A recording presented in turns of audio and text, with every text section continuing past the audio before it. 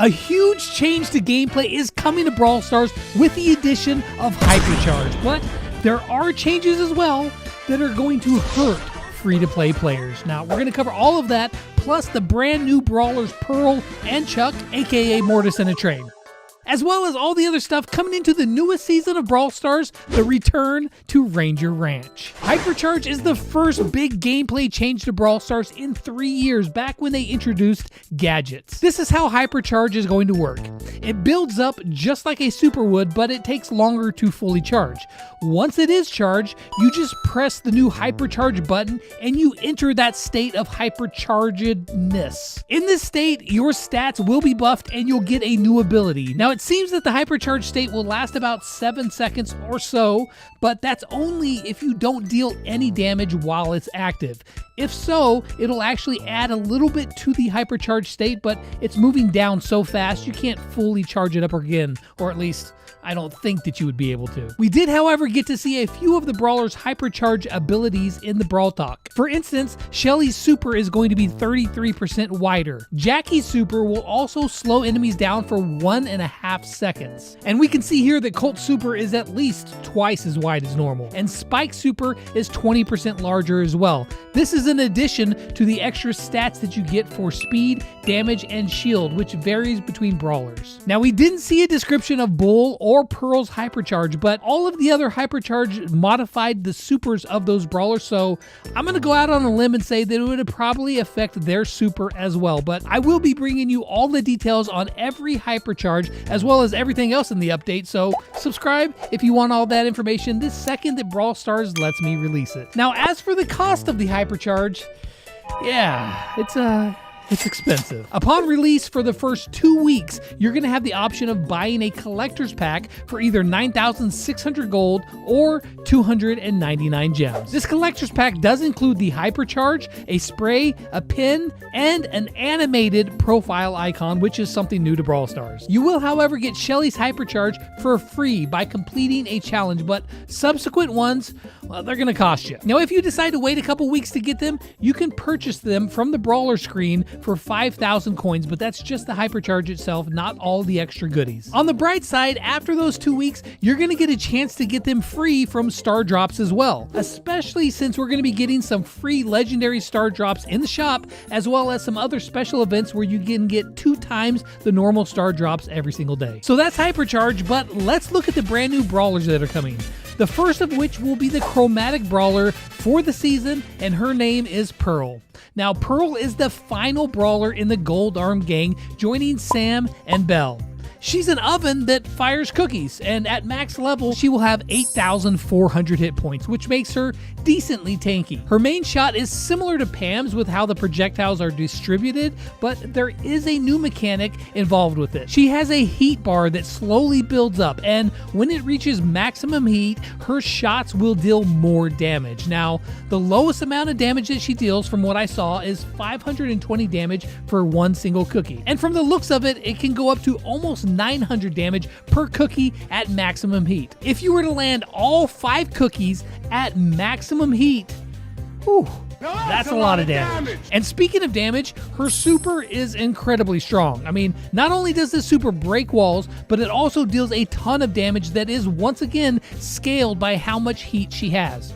The more heat, the more damage. But I'll be able to tell you more once I can release my Pearl 1v1 versus every brawler video. But Pearl is not the only new brawler that's coming, because we also have Mortis in a Train. I mean, okay, his name's Chuck, but I mean, come on, it's Mortis in a Train. Now, Chuck is a mythic brawler that will probably be released like halfway through the update, much like Doug was in this last update. And also, just like Doug, Chuck is a mythic brawler who belongs to the Ghost Train trio, joining Gus. Now, at max level, Chuck has 9,000 hit points.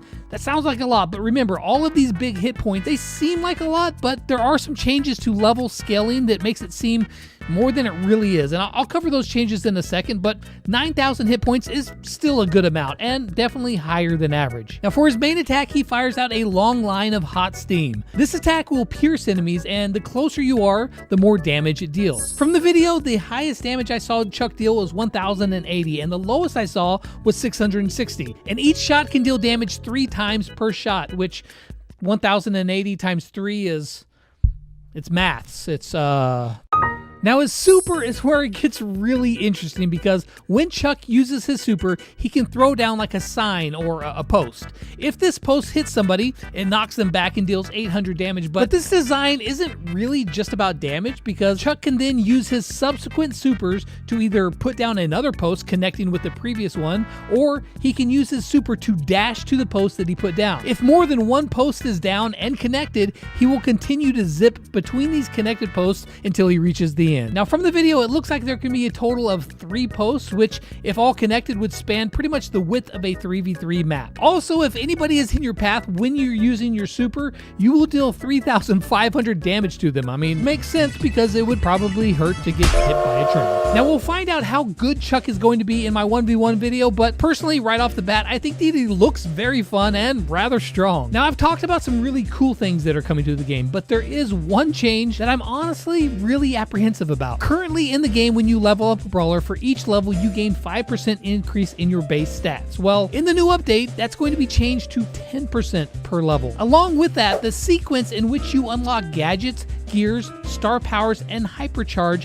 is also changing. I think that that's really nice, and it's going to give you more of a reason to level up. However, the power scaling. Yeah, so my initial reaction to this was, why do they need to do that? I think that this is going to make it much harder to compete if all of your brawlers aren't leveled up. I mean, for example, currently if you're a level 7 and you're facing a level 11 brawler, you're at a 20% disadvantage in pure stats like hit points and damage. In the next update, that power difference is going to be 40%. That is a huge difference. That's like a power 2 versus a power 10 in the game right now. That's why you're seeing brawlers with a lot of hit points and damage in the Brawl Talk. This doesn't actually change the interaction between two brawlers of the same level, but it will make maxed out players have a much bigger advantage. And personally, I'm not a fan of it. I've got a lot of thoughts on this topic, but I'll save most of those for an update review video that I'm going to be doing soon after I test these things out, because I don't know, maybe I'm off base here. Also, speaking of things that I don't like, Hot Zone, Heist, and Bounty have all been removed from the rotation. Now, they're still going to be available in friendly rooms, but not for trophies anymore. Now, the reason for this is matchmaking. The team felt like with so many different game modes, it was distributing all the players across a very wide pool, and by reducing it to just 4, it'll focus those players down into just a few modes, which should result in faster and more accurate matchmaking. I don't know, I just wish there was another way, because while those modes are not my favorite modes, they are for a lot of players, and now, other than occasionally showing up as a special mode, they're just like banished to friendly rooms, and that's it. On the bright side, I mean, hey, we're getting Siege back, so yeah. But hey, you like skins though, right? You know the kind of skin I like. No, just no. Now, I will be showing you all of the skins in detail soon, but for now, let's have a quick look at some of the skins we're going to be getting. For the new Brawler Pearl, we're getting 2 skins. The Tier 70 Brawl Pass skin, which is Periscope Pearl, which shoots fish instead of cookies because, well, she's a fishbowl. And then the 29 gem skin is called Vintage Pearl. We also are getting a new series of skins called the Wasteland skins. For Willow, she is getting a Scorpion Willow skin that will be available when the update drops, that you can buy for bling. Now for the Power League skin, we get the very Mad Max-like Marauder Maisie. Cordelius is also getting a new one called Raider Cordelius. And then Hank is getting a brand new skin called Rodeo Hank, which I'll be giving away some of these skins in my next video, so be sure to come back for that. The next skins will be the Brawl Academy skins. Squeak's gonna be getting one of these skins, and the best part about it, or the most cursed, is that he's got braces now. It's Nerd Squeak. And Rosa is the newest cheerleader on the squad, boasting pom-poms and a new outfit, while one of the worst skins in the game, College M's, is going to be remodeled to Mean Girl M's. And finally, we have Jock Stew, which will be a legendary skin costing 299 gems that gets all the extra stuff with it, including a new effect that will take place when Stu deals the final blow on an enemy. But Stu isn't the only one getting a 299 gem skin, because we are getting a brand new mecha skin, and this time, it's for Edgar.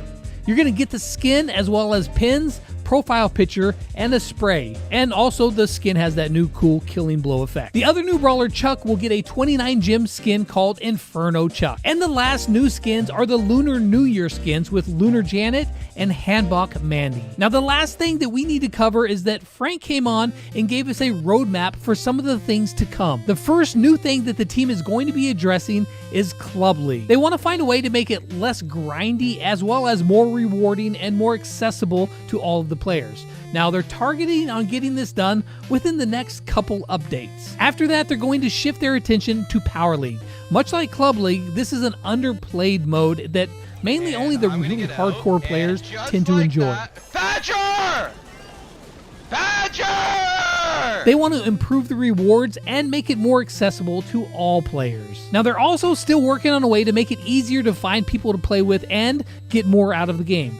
Currently, that's kind of tough to do, and the only way that people have been doing it is either in a club or using the Find the Team feature, which, let's be real, nobody uses. Now, one of the more interesting things here is that they're going to be taking a look at the Brawl Pass to see if the cadence of every other month is the right way to do that, as well as looking at the chromatic brawlers and deciding even if they need a chromatic rarity at all. So it looks like they have some big changes coming up that are aimed at the core functions of the game. Now, that all sounds really cool, but on the downside, on their roadmap, there are some things that I've really been wanting them to work on, like a map maker overhaul, as well as redoing the PvE game modes that they talked about last roadmap. Both of these things they want to address, but they don't really have any time frame, and it's just kind of like, yeah, maybe someday. So we're gonna have to wait on that, but they are looking at adding a bunch of new game modes with some really neat ideas that they've been working on, so I am excited for what that could bring. Just like I'm excited to bring you the next sneak peek. Come back tomorrow and find out what it's about.